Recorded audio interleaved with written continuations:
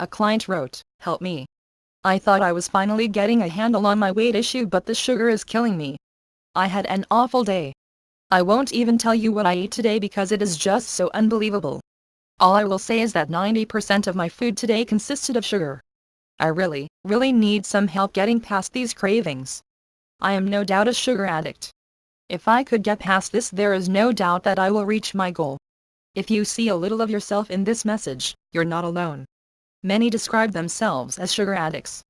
They believe if it were only for that one thing, then they could reach their weight loss goals.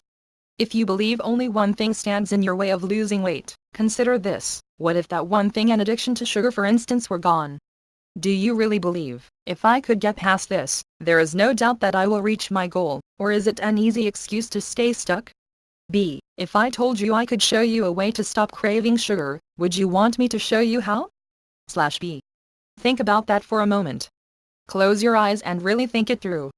You've said if only you didn't crave sugar, then you could lose weight, but is that really true for you? Ask yourself these questions. Would you eat differently, and if so, how? Would you act differently, and if so, how? What else would change, and what would stay the same? What would you lose? What would you gain? Until you know what you want, know you can achieve it, and know what else will change, that is how your life may be different, you can discover any obstacles that first must be considered. For instance, you may want to stop eating anything after 7 p.m. yet your husband doesn't come home from work until 8 and he wants you to join him for dinner. That's an obstacle. If you've got a habit of watching your favorite TV show with a bowl of ice cream, then breaking that habit is another obstacle. If you don't work out ways to overcome your obstacles, perhaps through discussion and compromise with your husband, or habit-breaking exercises for your ice cream habit, there is bound to be a problem. Just saying you're not going to do something anymore rarely works. Instead, determine what might stand in the way of achieving your goals, find a way around them, and you're much more likely to actually achieve those goals once and for all. The statement, "if this one thing were handled, then everything else would fall into place," is an if-then statement and gets people into trouble. They want a fairy godmother to make it all better. A strong belief that one single thing, such as, "eating sugar is my problem," sets you up to fail, especially if you really like eating sugary foods. Getting a handle on your cravings is not an all-or-nothing proposition. You must leave room for occasional deviations. It's not the occasional side trip that causes weight trouble, it's the road we usually travel.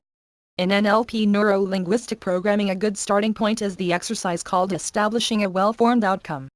Well-formed means it meets all criteria of a well-thought-out end result. B. NLP, how to create a well-formed outcome and get what you want /B. Here are the steps to creating a well-formed outcome. 1. State what you want, not what you do not want. I want to weigh 135 pounds. 2. Determine whether you can achieve it. Do you believe it is possible? 3. What resources do you have and what do you need? Time, money, gear, clothes, equipment, coaching, whatever. 4. Check whether anyone else is involved and any potential obstacles that may come up regarding others. Think of everyone involved in your day-to-day life. 5. Picture yourself as if you've obtained what you say you want and see if that picture fits. Do you like what you see? 6. Put together a plan of action for the achievement of your outcome. While it may seem like a lot of effort simply to decide what you really want, going through these steps at the beginning helps you find potential obstacles which previously stopped you from moving forward. For example, if you decide you want to join a gym and start exercising every day but you've forgotten you don't even own a car and just lost your job, that exercise plan might not work out right now. If you did join a gym, you'd end up not going and then you'd think you'd failed, yet it was the plan that failed, not you. You didn't think it through. A better plan in this instance may be doing exercises at home, or within walking distance, or simply walking for exercise. Later, when you do have transportation, you can rethink the plan and perhaps join a gym then. There are always options. It's better to look at what you want from every angle, then put together a plan you know can and will work. Then when you know what you want, you'll also know you can make it happen and begin by taking that first step toward making it a reality. Achieving a well-formed outcome is one of the sessions in the Ending Emotional Eating 8-week workshop. You can also find more information on this popular and well-known NLP process by searching for NLP well-formed outcome in your favorite search engine.